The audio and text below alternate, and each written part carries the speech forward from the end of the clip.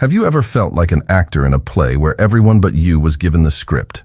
Like you're operating on a completely different frequency from everyone around you. You laugh when others are serious. You question things that everyone else accepts without a thought. You feel a depth of emotion in situations that seem to barely touch those nearby. If you know this feeling, this profound, sometimes painful sense of otherness, then Carl Jung had a message for you. He would say that what you are experiencing is not your imagination. It is a diagnosis. The great psychologist famously said, "He who looks outside dreams. He who looks inside awakes." That feeling of being different, of not quite fitting in with the waking dream of society, is the first stir of your own awakening. You are not broken. You are simply starting to open your eyes. But the diagnosis isn't social anxiety or depression or any of the convenient labels the world might try to put on you. Jung's diagnosis is far more radical, far more profound. You are suffering from the very first symptoms of conscious awakening. And paradoxically, the first and most acute symptom of becoming conscious is the sharp, isolating pain of loneliness.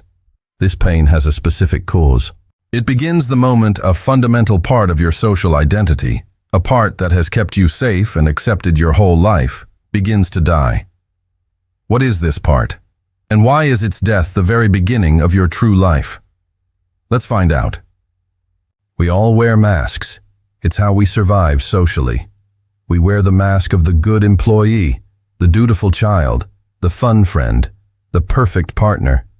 They are the roles we play, the carefully constructed identities that help us fit in and be accepted.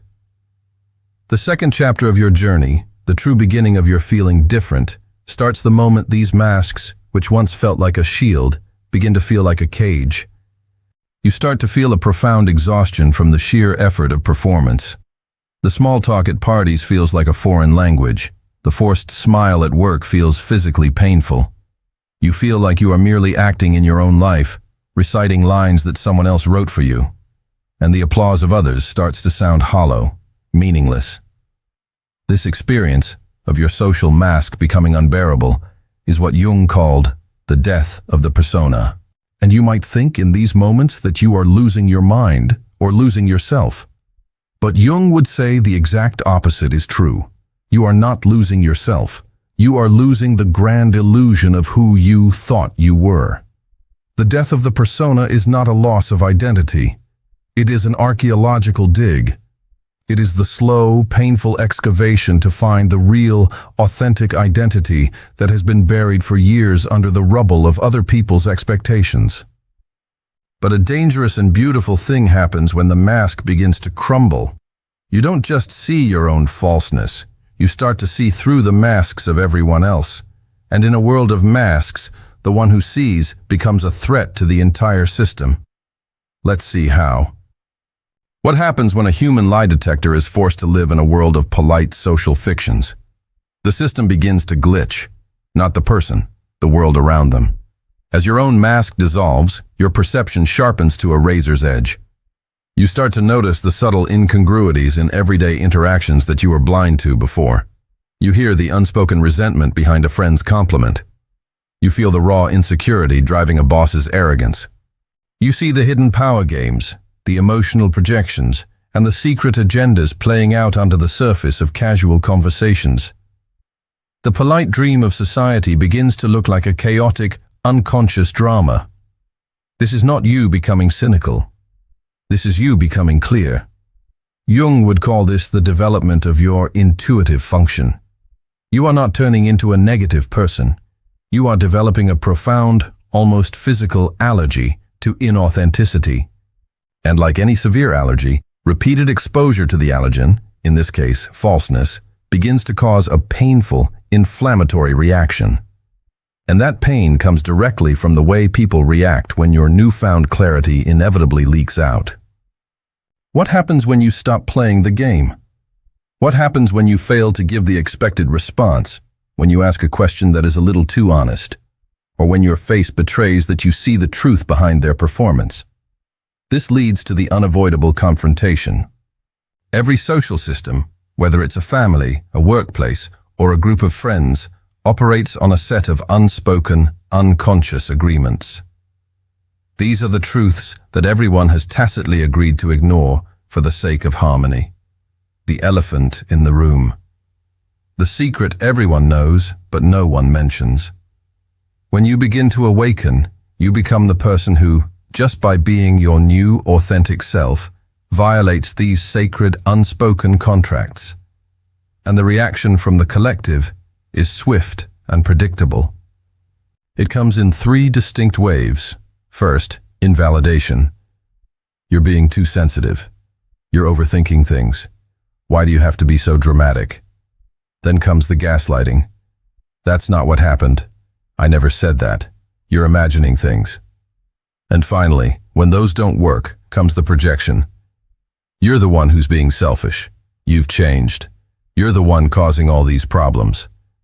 Here is the crucial psychological reversal you must grasp. They are not attacking you because you are wrong. They are attacking you because you are dangerously, inconveniently right. Your simple, quiet authenticity acts as a mirror. It reflects their own masks back at them, forcing them to glimpse their own falseness, their own compromises, their own sleeping souls. And the ego cannot stand to see its own illusion shattered. Their attack on you is a desperate defense of their own comfortable dream. This confrontation, this rejection, pushes you to an existential crossroads. The pain of being cast out by your own tribe is immense, one of the deepest pains a human can experience. So how do you handle it? The answer from a place of deep wisdom is profoundly counterintuitive. You do not fight back. You do not try to prove your point. You embrace the exile. Let's understand why. After the battle comes the exile. This is the phase where you either choose to walk away or you are pushed away from the herd. And on the surface, it feels like failure. It feels like a punishment. You feel alone, rejected, and utterly misunderstood. But what if this profound solitude, this period of being cast out, is actually your greatest blessing in disguise? This is what the great traditions of depth psychology refer to as the hermit phase, a sacred and absolutely necessary stage of true self-discovery. It is a time for grieving the connections you have lost, yes, but more importantly, it is a time for detoxing from the constant, deafening noise of the collective. It is a time to finally wash their voices, their expectations, and their projections out of your system. The loneliness you experience here is not empty. It is fertile. It is in this silence, as Jung taught, that the quiet, subtle voice of the self, your true core essence, can finally be heard for the first time. You haven't been abandoned by the world. You have been guided into a sanctuary, a sacred wilderness, so that you can finally meet yourself without interference. But what do you do in this sanctuary? How do you use this time to rebuild yourself instead of breaking down completely? There is a specific inner work to be done here, a process of decoding the very essence of your being. Now that the outside world has gone quiet, the real inner work begins. Jung believed that every soul comes into this world with a unique imprint, an innate purpose, a singular myth to live out. Your task, in the quiet of the wilderness, is to become a cryptographer of your own soul. Your job is to decipher your own code. How do you do this? You don't do it by thinking harder. You do it by listening differently. You pay attention to the recurring themes in your dreams. You reconnect with the passions of your childhood. What did you love to do before the world told you what you should love? You notice what makes you feel a sense of righteous anger. That is a clue to what you are here to defend. You observe what brings you a sense of quiet, inexplicable joy. That is a clue to where your energy belongs. These are not random preferences. They are the scattered fragments of your soul's code.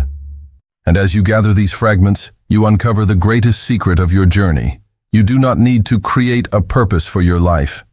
You only need to remember the purpose that was already encoded within you from the very beginning.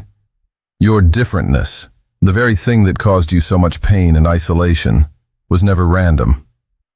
It is the precise and unique set of tools you were given to carry out the specific mission that only you can fulfill. When you begin to live in alignment with this code, even in the smallest ways, something magical happens. You start to emit a new frequency, a new energetic signature into the world.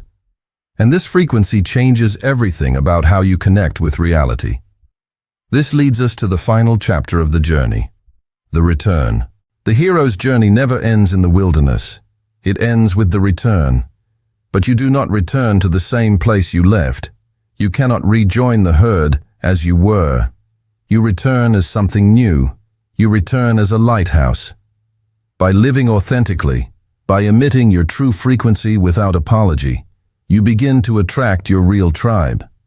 These are not connections based on social convenience or shared masks. These are soul connections, people who resonate with your truth because they are also seeking their own. The connection with them is effortless, deep, and nourishing.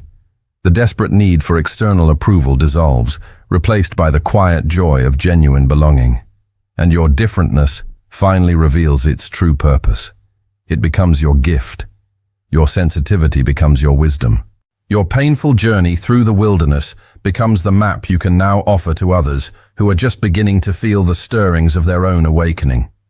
You become a guide for those who feel lost in the same darkness you once navigated. The ache of being different finally dissolves into the profound joy of being unique. The loneliness of isolation transforms into the rich, purposeful solitude of a sovereign individual. You stop asking, "What is wrong with me?" And you begin to understand, with a certainty that settles deep in your bones, "This is why I came here."